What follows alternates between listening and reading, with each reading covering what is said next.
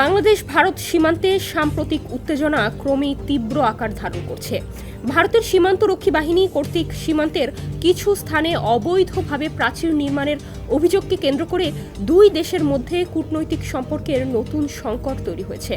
এবার সীমান্ত পরিস্থিতি নিয়ে মুখ খুলেছেন ভারতের স্বরাষ্ট্রমন্ত্রী অমিত শাহ।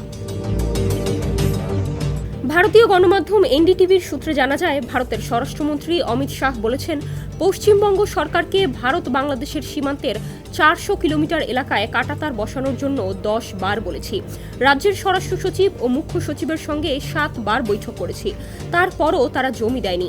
যেখানেই কাঁটাতার বসানোর ব্যবস্থা করা হয় সেখানেই রাজ্য শাসক গোষ্ঠীর লোকেরা গণ্ডগোল পাকায়। বৃহস্পতিবার সংসদে বাংলাদেশ প্রসঙ্গ টেনে তিনি এসব কথা বলেন। এর আগে অধিবাসী নিয়ন্ত্রণে মার্কিন প্রেসিডেন্ট ডোনাল্ড ট্রাম্পের ধাঁচে ইমিগ্রেশনস অ্যান্ড ফরেনার্স বিল 2025 পাশ করে মোদি সরকার। অমিত শাহ বলেন, 2216 কিলোমিটার অঞ্চল জুড়ে রয়েছে ভারত বাংলাদেশ সীমানা। তার মধ্যে 1653 কিলোমিটারে কাঁটাতার বসানো হয়েছে। বাকি রয়েছে 563 কিলোমিটার অঞ্চল। এর মধ্যে আবার 112 কিলোমিটার এলাকা দিয়ে নদী নালা বয়ে চলেছে। এসব এলাকায় কাঁটাতার বসানো অসম্ভব হলেও বাকি 400 কিলোমিটারে বেড়া দেয়া যাবে। পশ্চিমবঙ্গ সরকারকে লক্ষ্য করে তিনি বলেন, বাংলাদেশি অনুপ্রবেশকারীদের প্রতি পশ্চিমবঙ্গ সরকারের অনেক দরদ, তাই তারা সীমান্তে কাঁটাতার বসাতে দিচ্ছে না।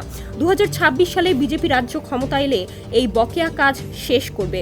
আসামে যখন কংগ্রেস সরকার ছিল তখন ওই এলাকা থেকে রোহিঙ্গা ঢুকতো, এখন পশ্চিমবঙ্গ দিয়ে ঢুকছে।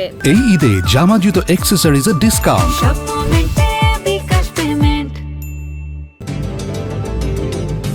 লোকসভায় ওই বিলের উপর আলোচনায় অমিত শাহ জানান, জাতীয় নিরাপত্তার জন্য যাদের হুমকি বলে মনে করা হবে তাদের কোনোভাবেই দেশে প্রবেশ করতে দেয়া হবে না। ডেস্ক রিপোর্ট, সমকাল।